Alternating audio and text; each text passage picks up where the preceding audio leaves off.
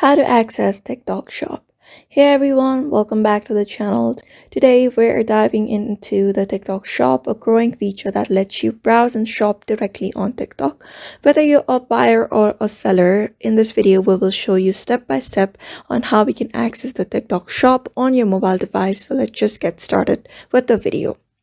Number one thing is you need to update your TikTok app so that we will get into the feature. So first head over to the Play Store application if you are on an Android and then look for update. Head over to the search bar. Go ahead and type in TikTok on the search bar. After that, go to the search and look for updates if any kind of update is available for your TikTok. After your TikTok is updated, just head over and open up the TikTok application on your device.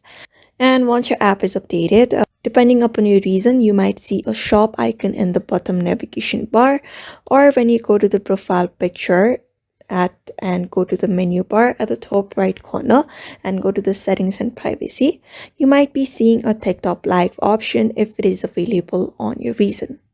So if you don't see the TikTok shop in a reason yet, it might not be rolled out in your area. TikTok is gradually expanding this feature, so you may just keep an eye on app updates or announcements.